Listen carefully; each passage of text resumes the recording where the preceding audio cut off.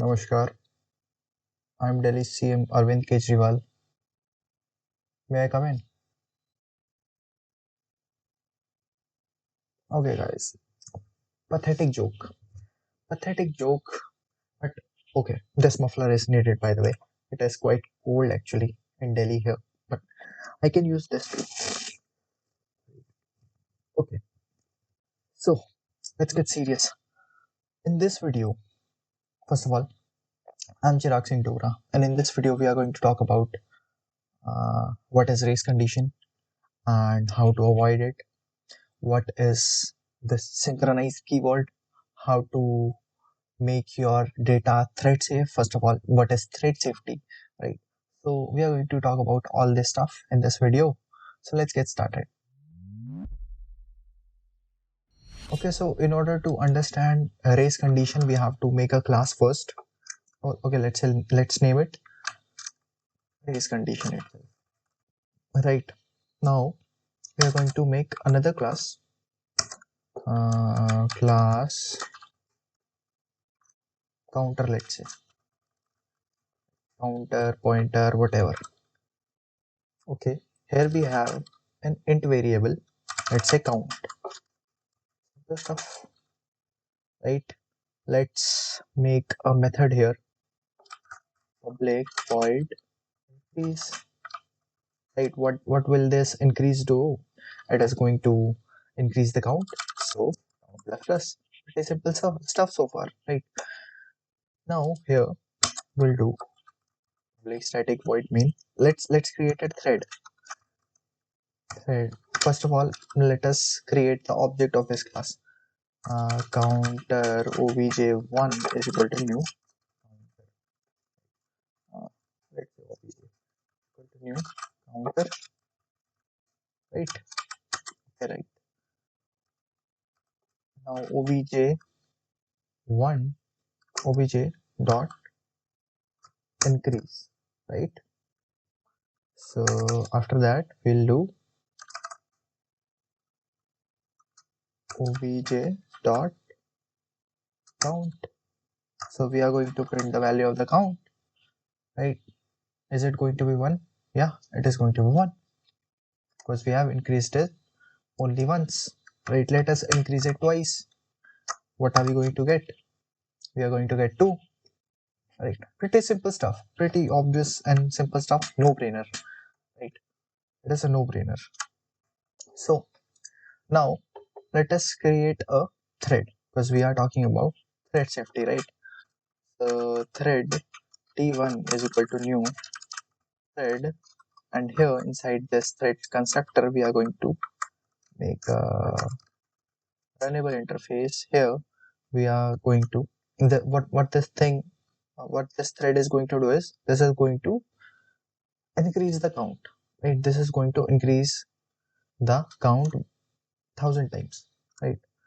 So for int I is equal to 0, I less than 1000 and I plus plus. So what this thing is doing is this thing is calling the increase method 1000 times. So what is going to be the result? Let us run it really fast. Okay, sorry, my bad. I haven't started thread.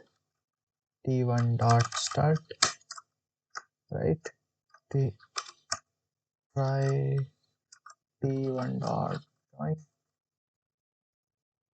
right? Catch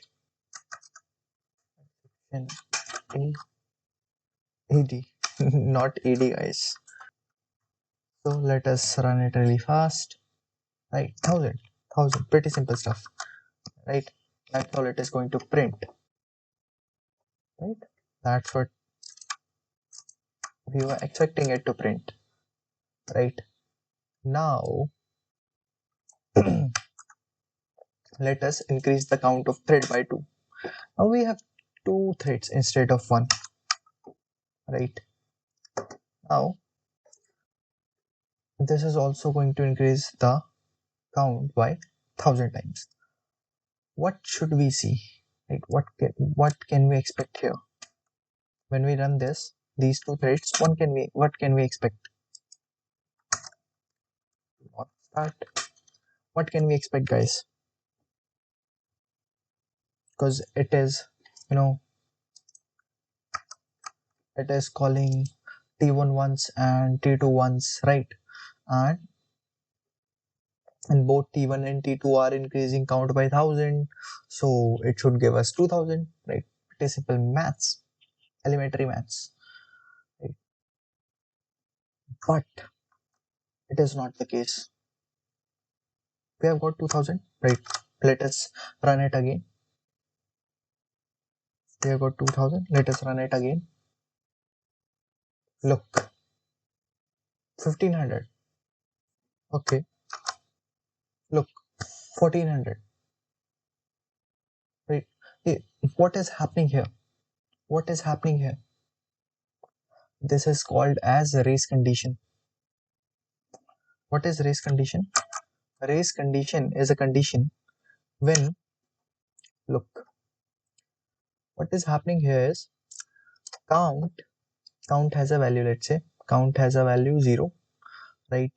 So T1 is executing its stuff, right? It is increasing its value, right?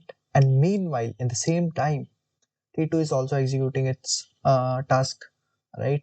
T2 is also executing and it is also increasing the value of count, right? So this thing, count plus plus, although it seems like an atomic operation, but it is not atomic, dude. 3 operations happening here. First of all, reading the value of count, and then count is equal to count, wait, count is equal to count plus 1, right? So this is in no way this is an atomic operation, right? So in between, in any given moment in between, what is happening, this thread T1, let's say T1 is accessing this, right? Let's say at that moment the value of count is 100, right? T1 is trying to access it at that given time, right? Okay, I'm going to increase you by 1. This thing says, okay, increase me by 1, right? So the value was 100. As the T1 was increasing it to 101, in the meantime T2 also reached that I want to increase your value. Okay, okay, what is your value? I want to increase it by 1. It will say, okay, it is 100, right?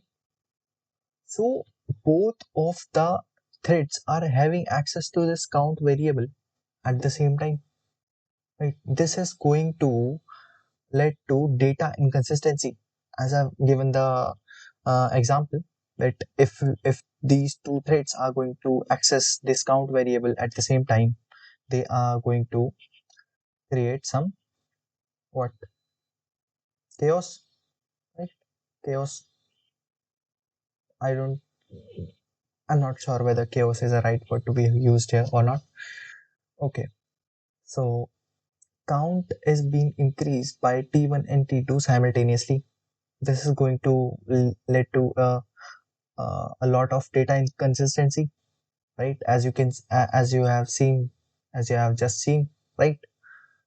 So what we can do, what we can do using, with, by the way, this condition, this uh, this condition in which a data is being accessed by 2 or more threads simultaneously, that is leading to data inconsistency. This is called as the race condition, right? And it is also called as what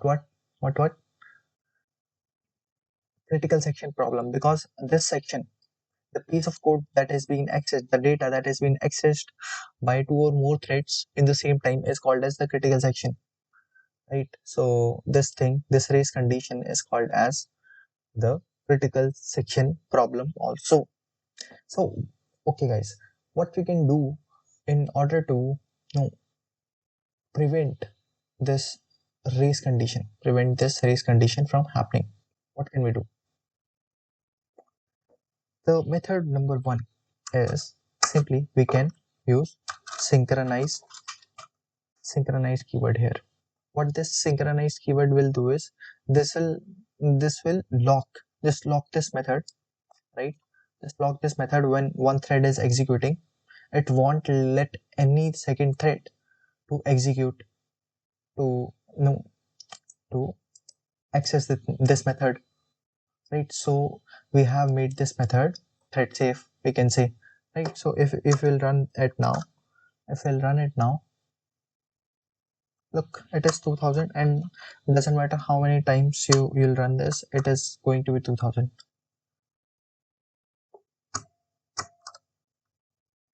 Okay, guys. Now what I want you to do is, I want you to achieve the same thing. I want you to prevent from race condition from happening without the synchronization keyword or synchronized keyword. How are you going to do it? There's a method. By using thread save classes, my friends. So this data type, this count, is not thread safe. Multiple threads can access it, right? So you have to use a thread safe data type. So in place of it, what you can use is atomic integer, right? You have to initiate it as well. So this will make sure that every operation you do on this particular variable is going to be atomic. Count dot add and get, and we are going to increase it by 1, right? We wanted to increase by 1, right? So if you'll run it now, it is going to be thread safe again, right? Right? Doesn't matter how many times you run it, it is not going to change, right? Because this atomic integer is also, no, the operations of this thing, this class atomic integer is going to be is going to be atomic. Look, an int value may be updated atomically. See the this and this, right? So yeah, and not just integer. You can also use atomic boolean, by the way. If you want to, you can also use atomic boolean. Look, atomic boolean, atomic reference, atomic so and so, right? Atomic long is also here, right? So this is it. And also, if you want to, let's say, create a hash map, so hash map is also not thread safe. What you can use is, instead of hash map, you can use concurrent hash map, if I'm not wrong. Yeah, concurrent hash map. Look, right? So you can also use this as well. In case of string, if you want to use string, you can use string buffer. Although string buffer is a bit slower than string builder, but still string buffer offers you a string buffer is thread safe. Look, let me show you. A thread safe mutable sequence of characters, right? String buffer is thread safe. So these are the two ways using which you can make your data thread safe. First of all, you can make your method synchronized. You can use synchronized keyword in your method. That will lock your method for other thread when one thread is executing, right? And other thing what you can do is, you can make your data type thread safe. You can use data types that offers thread safety, right? So yeah, that was it. If you have any comments, any suggestions, or any questions, you can ask me in my Twitter DMs, right? And yeah, subscribe. Yeah, bye. Good night, sweet dreams. It is 1 p.m. and I'm shooting this right now. It doesn't matter.